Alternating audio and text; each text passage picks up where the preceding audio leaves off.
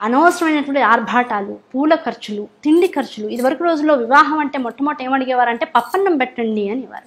ఇప్పుడు ఆ పప్పు తప్ప మిగతా అన్ని ఐటమ్స్ ఉంటున్నాయి. కొన్ని వేల కోట్ల రూపాయలు కేవలంగా డస్ట్బిన్లోకి వెళ్ళిపోతున్నాయి. రోజుకి ఇండియాలో సగటున ఒక 1,50,000 పెళ్ళిళ్ళు జరుగుతాయట. ఈ 1,50,000 పెళ్ళిళ్ళలో దాదాపుగా 500 కోట్ల రూపాయల ఖర్చు ఉంటుందిట. అందులో దాదాపుగా 15 కోట్ల రూపాయలు ఆహారానికి వెచ్చిస్తున్నారట. ఆహారంలో మనిషి నిజంగా ఇన్ని వేల పెళ్ళిళ్ళలోనూ తినగలిగినటువంటి ఆహారం 5 కోట్ల ఆహారం అయితే మిగతా 70 కోట్లు కూడా డస్ట్బిన్లోకి వెళ్ళిపోతుంటాం.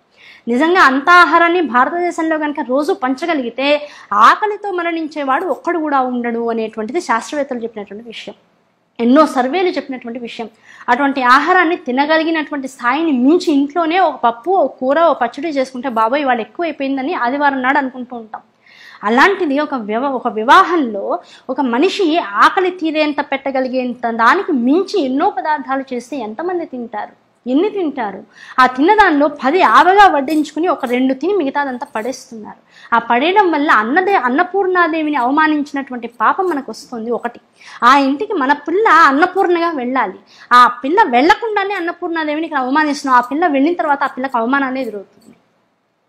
ఆ పిల్ల ఇక్కడ ఆనందంగా ఉన్నట్లుగా ఆ ఇంట్లో కూడా ఆనందంగా ఉండాలి అంటే మనం కేవలం వాళ్ళ పట్ల మర్యాదగా వ్యవహరించాలే తప్ప వీళ్ళు ఆ వర్గం మీద, వాళ్ళు ఈ వర్గం మీద కూడా డిమాండ్ చేసేటువంటి అధికారం ఎవరికీ లేదండి.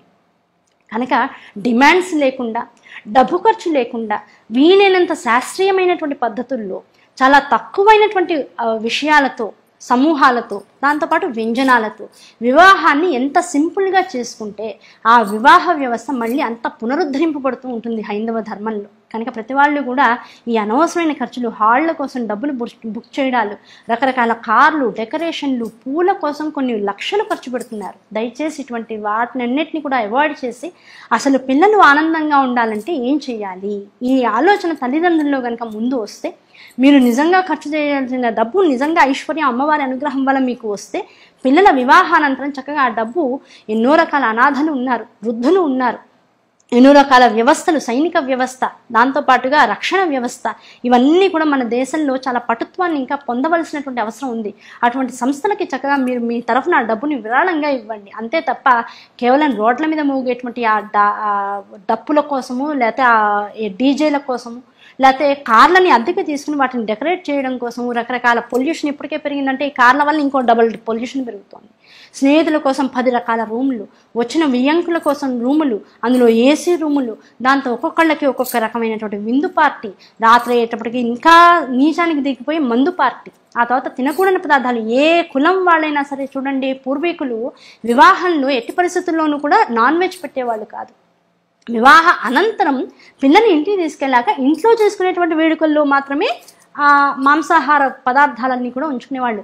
కామన్గా చేసేటువంటి వివాహాల్లో అసలు మాంసాహారం అనేటువంటిది పెట్టడం ఎక్కడా కూడా లేదు. కానీ ఈ రోజుల్లో అదే పెద్ద విషయం అయిపోయింది. కనుక ఇలాంటి విషయాలన్నీ కూడా మనిషిని అసలు మనం ఎందుకు చేస్తున్నామో అర్థం కాకుండా కేవలం ఇది ఒక వేడుక, అంటే మా అమ్మాయి సుఖం కోసమో, ఆనందం కోసమో, లేకపోతే మా అబ్బాయి యొక్క స్టేటస్ కోసమో ఒక 25 నుంచి ఒక 1 కోటి రూపాయల దాకా ఉండేటువంటి సొమ్ముని వృధాగా రోడ్ల మీద పోషిస్తున్నారు.